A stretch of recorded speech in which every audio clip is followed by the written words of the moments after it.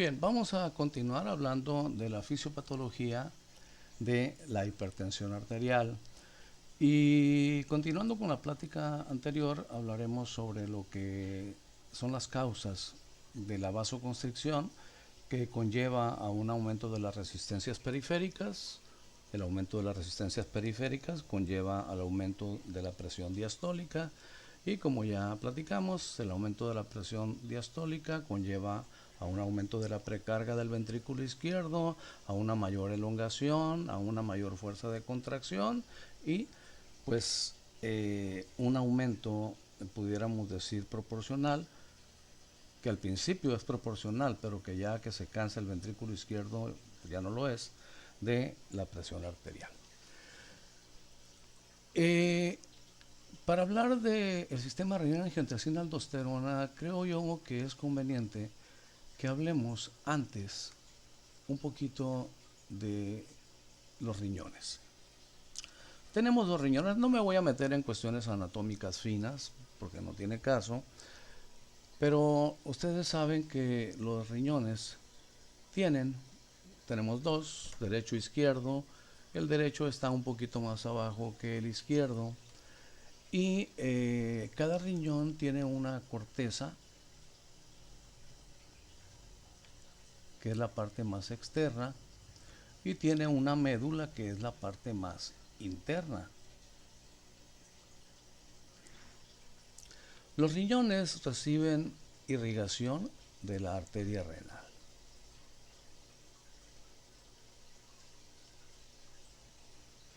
La arteria renal es la que lleva el flujo sanguíneo. La arteria renal debe ser permeable. Cualquier cosa que estreche la arteria renal, como la aterosclerosis, por ejemplo, nos va a disminuir el flujo renal. De entrada les digo, aprovechando esta lámina, que por el riñón debe pasar aproximadamente el 22% del gasto cardíaco.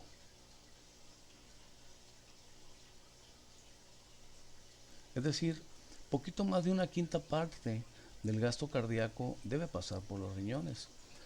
Esto hace que los riñones sean el órgano más perfundido, más irrigado de todos. Si sacamos cuentas nosotros de cuánto es aproximadamente el gasto cardíaco, bueno, ustedes saben que el gasto cardíaco,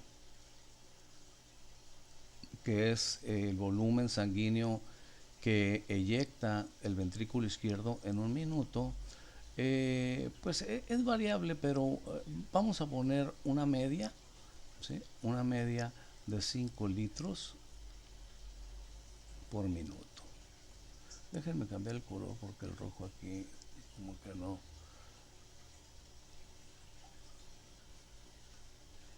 5 litros por minuto. ¿Okay? 5 litros por minuto. Ese es el gasto cardíaco. De esos 5 litros, el 22% va a pasar por el riñón. ¿Cuánto es el 22% de 5 litros? Pues es son aproximadamente, le voy a poner aquí flujo renal, FR, serían aproximadamente 1100 mililitros. Espero que estén de acuerdo conmigo, por minuto. 1100 mililitros por minuto es lo que va a pasar por los riñones para filtrarse. ¿Okay? Y de esos 1100 mililitros que pasan, se va a filtrar aproximadamente el 20%. ¿Ok?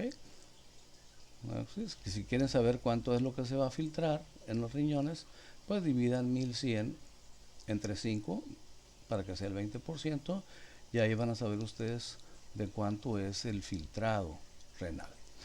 Ahora bien, Volviendo a la irrigación, la arteria renal entra e inmediatamente se mete hacia los lóbulos.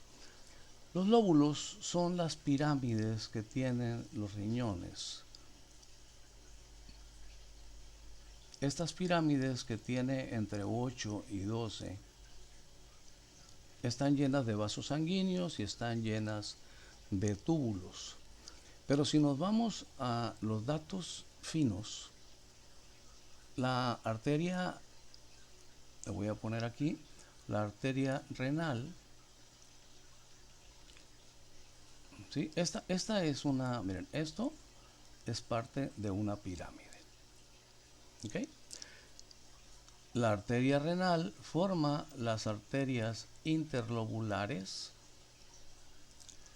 que son estas, que se meten entre los lóbulos o pirámides. Y estas arterias interlobulares se tuercen prácticamente a 90 grados en la separación de la médula y la corteza para formar las arterias arciformes.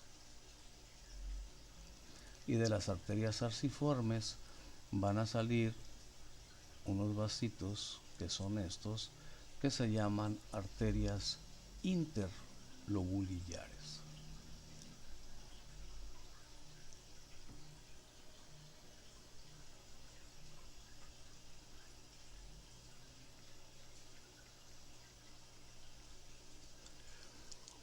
Estas arterias interlobulillares, ¿sí? Esta es una, esta es otra, esta es otra, esta es otra. ¿Okay? Estas arterias interlobulillares se ramifican produciendo, aquí sí voy a cambiar al color rojo, se ramifican generando la formación de una arteriola que se va a llamar arteriola aferente, que forma un ovillo de capilares que se llama glomérulo, y del glomérulo sale una arteriola que se llama arteriola eferente, y esa arteriola eferente luego se va a unos vasos que se llaman vasos o capilares. Vamos a ponerle capilares peritubulares.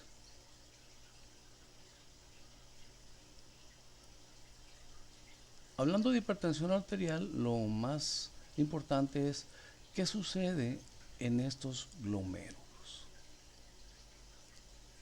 Recuerden, los glomérulos se forman a partir de las ramificaciones de las arterias interlobulillares, ¿sí? Que son estas. Aquí le voy a poner yo glomérulo.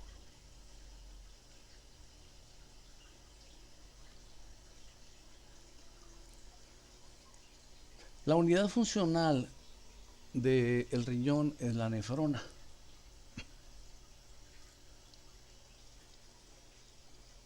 El glomérulo forma parte de la nefrona, pero no es toda la nefrona. Y podemos tener entre 800,000 y hasta 1,000,000 de nefronas funcionales. Con el envejecimiento, o bien cuando hay lesiones renales, de las cuales hablaremos más adelantito, las nefronas pueden degenerar y ya no se regeneran. Es decir, el daño a la nefrona por lo regular es irreversible. Y la nefrona, la función que tiene principalmente, la vamos a explicar, es la de producir orina. Y en esa orina, pues se van a eliminar todas las toxinas que se producen en nuestro organismo, ¿sí? O la mayoría de las toxinas. Hay algunas otras que se eliminan por los excrementos, por el sudor, por la respiración, pero la principal vía de eliminación son los riñones.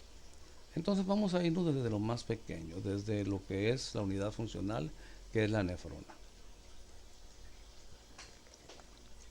Aquí, en esta figura, ustedes pueden observar, esta es una arteria interlobulillar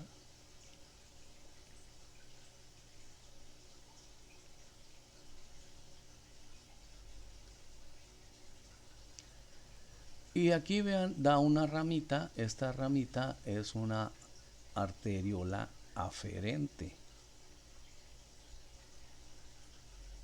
Y esto que tenemos aquí es el glomérulo. El glomérulo está cubierto por una bolsa que recibe el nombre de cápsula de Bowman.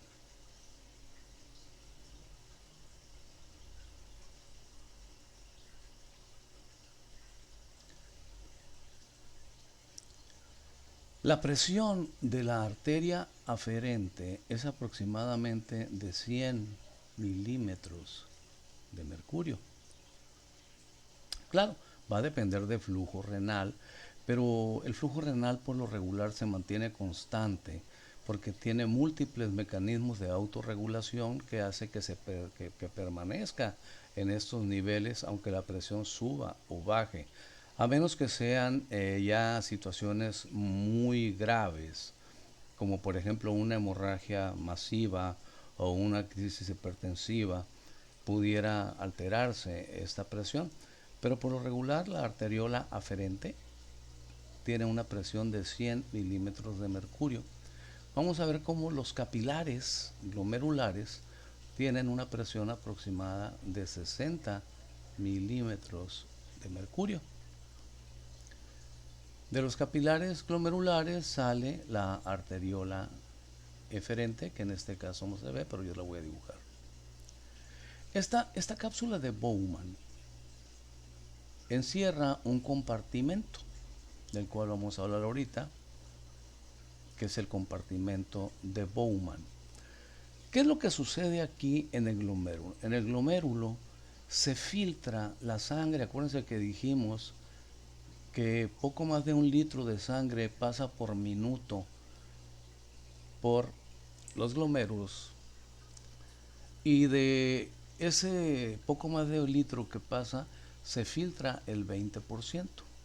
Y es que resulta que los capilares que están aquí adentro, en el glomérulo, mencionamos, tienen esa presión de 60, lo voy a poner con otra, ¿sí? Estoy hablando de milímetros de mercurio, ¿no? Mientras que en la cápsula de Bowman, que está afuera, la presión es apenas de 18 milímetros de mercurio.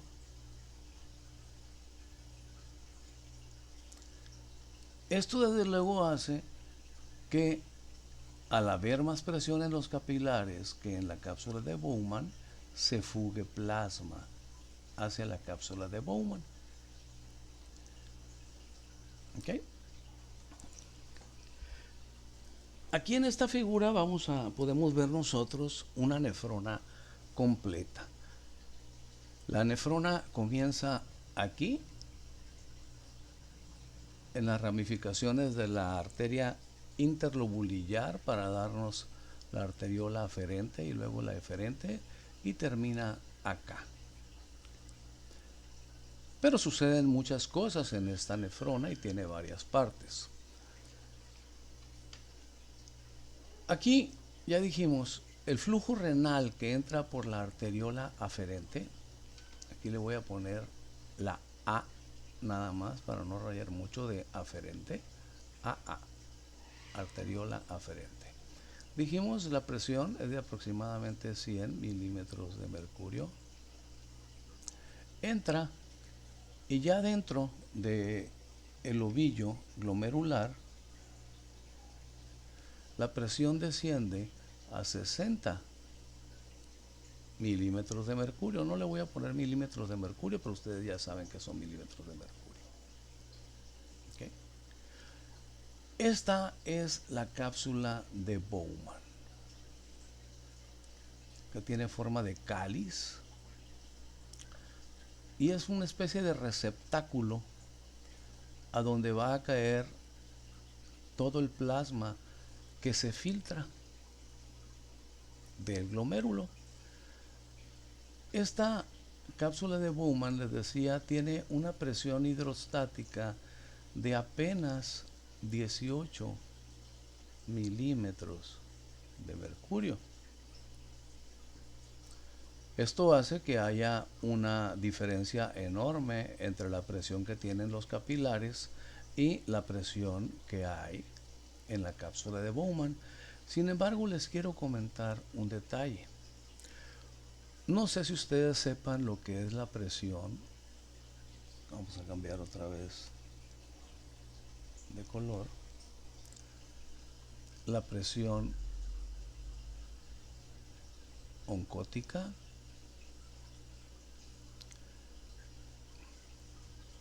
y la presión osmótica. La presión oncótica está dada por proteínas. Y la presión oncótica hace que estas proteínas retengan líquido. Las proteínas que tenemos en el plasma que nos generan esta presión oncótica que retiene plasma dentro de los vasos sanguíneos son principalmente la albúmina y tenemos también la globulina. Pero la más importante, aunque es la más pequeñita, es la albúmina, es la que tiene mayor poder oncótico a nivel de vasos sanguíneos. Retiene el plasma en el interior de los vasos sanguíneos. La presión osmótica es la que se genera por solutos, generalmente por iones, y el principal ion que nos da a nosotros la presión osmótica en la sangre, ¿sí? El principal soluto es el sodio. El sodio retiene agua. Entre las proteínas con su presión oncótica y el sodio con su presión osmótica impiden que el plasma se fugue de los vasos sanguíneos. Y tenemos otra presión que es la presión hidrostática.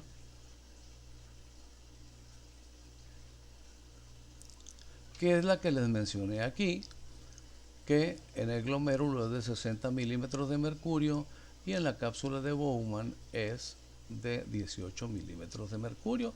La presión hidrostática se refiere a las fuerzas que ejerce el plasma o el líquido, vamos a ponerle aquí plasma, para salir de los vasos sanguíneos.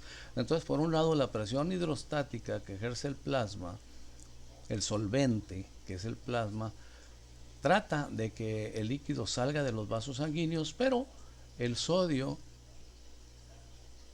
desde el punto de vista osmótico, y las proteínas albúmina y globulina, desde el punto de vista oncótico, o también se le llama coloide osmótico, retienen ese plasma. ¿Por qué les menciono esto? Porque la presión oncótica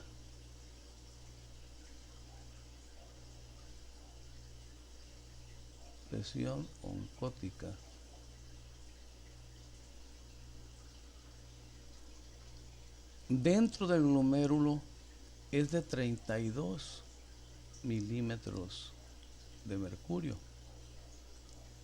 Y estos 32 milímetros de mercurio jalan o retienen el plasma dentro de los capilares, mientras que estos 60, que es presión hidrostática, empujan al plasma hacia afuera del capilar.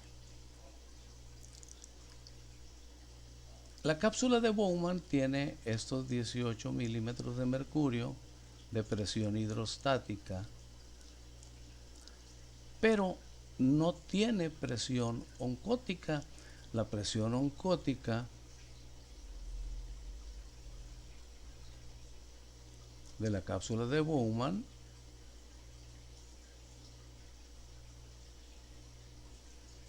es de 0.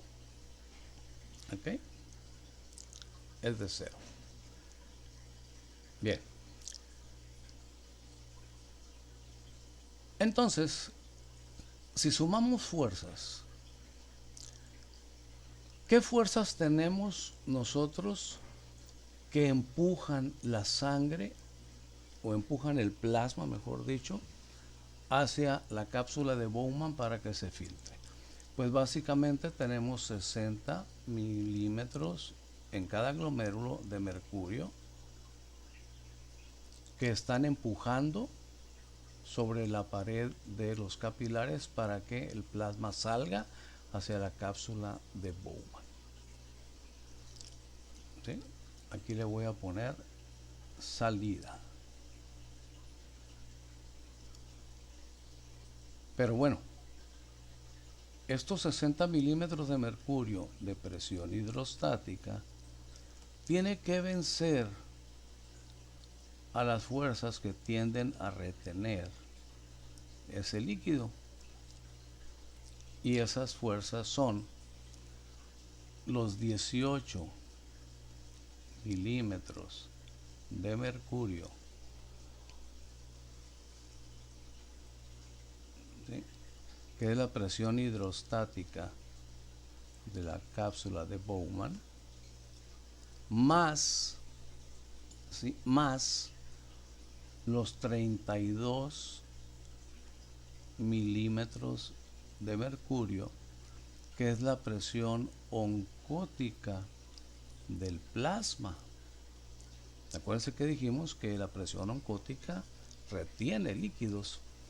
Entonces, si sumamos estos dos que se oponen a que salga el líquido, a que se filtre plasma, ¿cuánto nos va a dar? Pues nos va a dar en total 50 milímetros de mercurio. Y tenemos una fuerza de salida de 60 milímetros de mercurio. Entonces 60 menos 50, esto es igual a 10 milímetros de mercurio de plasma. A esto se le llama filtración neta.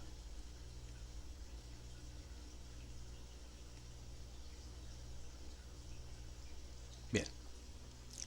Ahora, bien. Esos 10 milímetros de mercurio, o esa fuerza de filtración de 10 milímetros de mercurio es constante, ¿no? Aquí no podemos hablar de 10 milímetros de mercurio por minuto, porque no estamos hablando de mililitros. Estamos hablando nosotros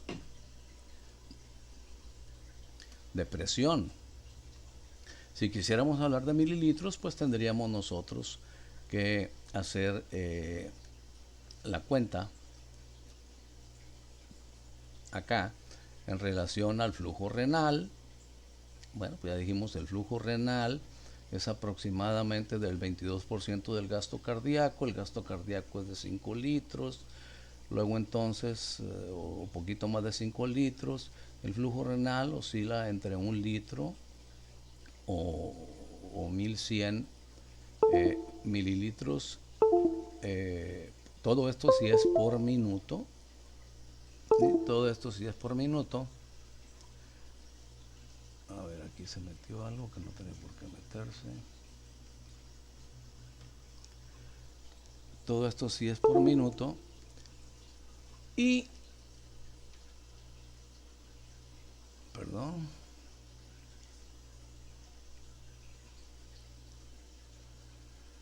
si de estos 1100 se filtra el 20%, bueno, pues es cuestión de hacer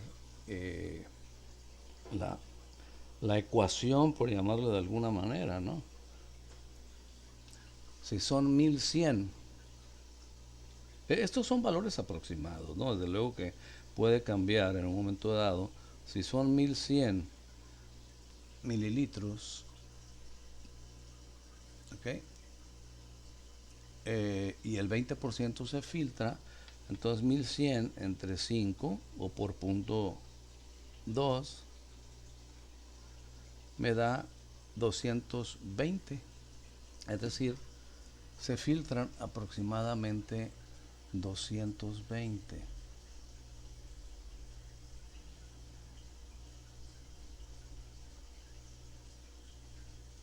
mililitros por minuto.